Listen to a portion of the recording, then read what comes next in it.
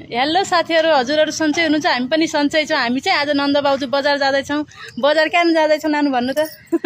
चुरा त मैले लगाइसकेको छु अनि भाउजूलाई चाहिँ चुरा लगाउनु पर्ने छ। अनि त्यसपछि मेरो चाहिँ अलिकति बोइङमा काम छ अनि यता अर्को ठाउँमा पनि मेरो काम छ। अनि साँझै कहाँ कहाँ गएको थियौँ के गरेको थियौँ भनेर भ्लग त आइहाल्छ। त्यही पनि अहिले हजुरहरूलाई भनौँ भनेर।